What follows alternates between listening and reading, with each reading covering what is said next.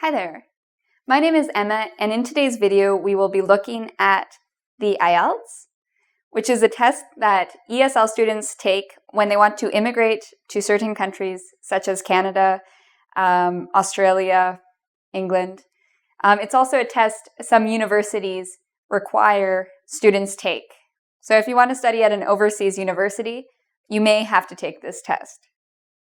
So we will be looking at specifically the speaking section of this test, part 3. So the speaking task has 3 different parts to it, parts 1, parts 2, parts 3.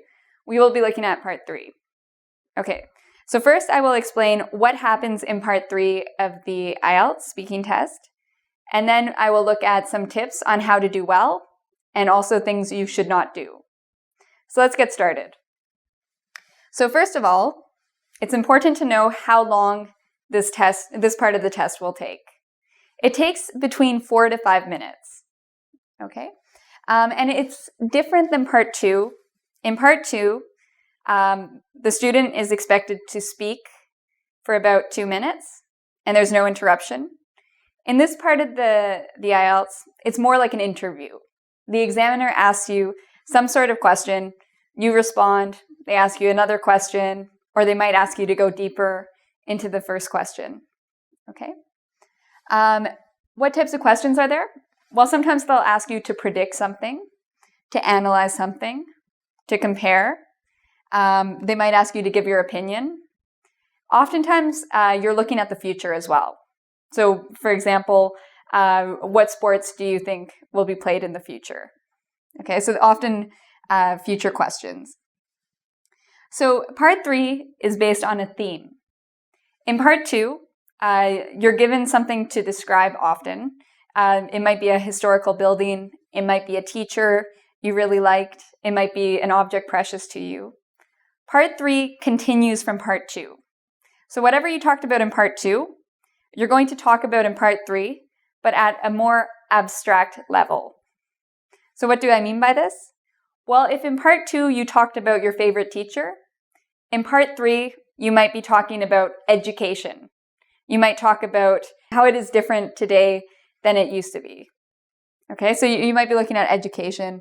Some of the topics you may look at in part 3, technology is very common, education, environment, TV influence, leisure activities, shopping, sports, transportation. So these are all very common topics. And so you'll be asked between 4 to 6 questions on these types of topics. So an example, you may be asked, how are education priorities different from those in the past? Okay, so again, you have to state your opinion for this question. All right, so let's look at some of the do's and don'ts for this part of the IELTS. Okay, so let's look at some of the things you should do. Okay, so here's their smiley face. This is a good idea. The first one is listen for keywords in the question. Okay, sometimes you may not understand what the question is. Try to listen for the keywords of the question. Do you hear the word education, school? Listen, and this will help you to understand the question better. If you still don't understand the question, ask. Okay? This is very important. It's okay to ask the examiner to repeat the question. If you don't understand, you can also ask for clarification. It's better to ask if you don't understand than to answer something completely different and wrong. Okay? So it's always better to ask. When you do answer the question, make sure, again, you don't give these short yes, no answers. Expand. Give detail. Okay? Give examples. Give reasons. It's very important to support your points. For example, maybe they ask you if girls and boys should go to separate schools. Okay? If you're asked that, you might say, I think girls and boys should go to separate schools for 3 reasons.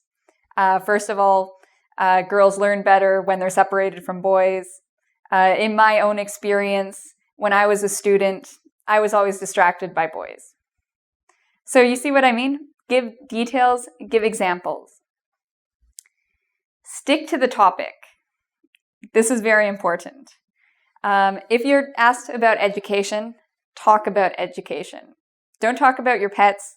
Don't talk about your hair. Stick to education. I think this is actually the most important point out of all of them. Think you will do well. What do I mean by that? I think that IELTS isn't only testing you on your English, it's also testing you psychologically. Okay? You need to think positively.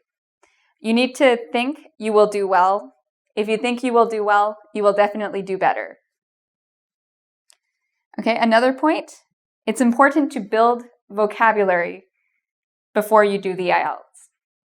So you're being marked on 4 things. You're being marked on pronunciation, you're being marked on grammar, you're being marked on vocabulary, and you're being marked on fluency and coherence. So that last one is together.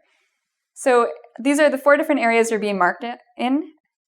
It's good if you focus partially on building your vocabulary beforehand. This is a good way to prepare. You know you're going to be marked on this, so why not think about words that have to do with technology? Practice these words in conversation. For example, technophobe, cutting edge, state of the art. All of these words will help you increase your vocabulary score if you're asked about technology. Find words that have to do with education, with leisure activities, transportation. So this is a very important thing to do as well. Okay, another thing you should do, relate the question you're asked to your own life. So if they ask you about technology, bring examples of technology you use. Use examples of technologies you use, use your own experiences. And if you don't have a lot of experiences in terms of what they're asking, if they're talking about sports, you hate sports, you don't have anything to say about sports, again, you can make it up. Use your friends' experiences. Use what you know from the news. It's good to use real-life examples. Okay, this is another important point. It's good to divide up your answer.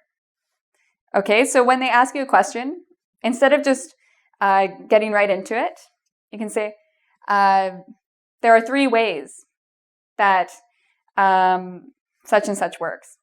There are 3 problems with transportation in Toronto. There are several points I'd like to talk about. Okay, so it's good to divide up what you're going to say by giving a number for your answer.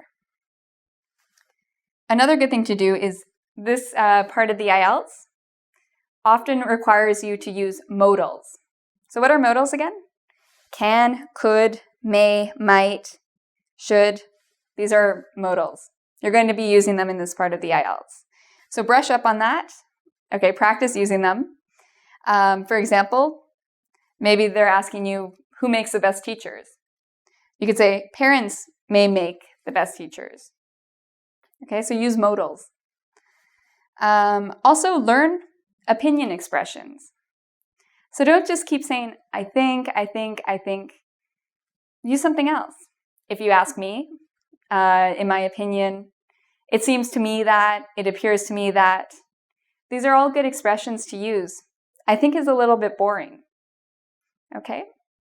So now let's look at some of the don'ts, things you should not do for this part of the IELTS. Okay, so what shouldn't you do in this section of the IELTS? Okay, so I have don'ts and an angry face. This is what you should not do. So first of all, don't memorize answers. This is not the way to do well on the IELTS, okay? If you memorize answers, and if the examiner notices that you're sort of speaking funny and thinks you've memorized an answer, they're going to change the subject. So it's good not to memorize answers because you'll probably have a lot more difficulty if you do. It's better, again, to spend your time learning vocabulary, practicing speaking with your friends, practicing answering these types of questions, giving your opinion, but don't memorize answers. Don't worry if you make mistakes, okay? If you make a mistake, if you can correct it and it won't take a lot of time, just quickly correct it. If it's one of those mistakes that if you try to correct it, it's going to cause a lot of problems, confusion, just leave it. It's okay if you make mistakes. Just keep going, okay? Don't go off topic. So if you're talking about education, don't start talking about sports. Stick to what they're asking you. Don't change the question either. If they ask you a question, answer that question. Don't use too many ums and ahs, okay? Some ums and ahs are okay, but if every question you're saying, I think, really, it's not going to get you a good mark. So if you're one of those people who use ums and ahs a lot, try to focus before the IELTS on using them less. What you can always do is tape record yourself speaking. This is something I really recommend for the IELTS. Tape record yourself. Listen to your strengths. What are you good at? And what are your weaknesses? Be honest. Everyone has weaknesses. So listen and try to practice beforehand to fix those weaknesses. Okay? Don't use I think too much. I think gets very boring. This is another thing ESL students often love to do. They want to get more time and have more time to think of an answer. So they use these types of sentences in order to give themselves more time. They might say, oh, that's a good question. It's okay to say that, but don't say it for every question, okay?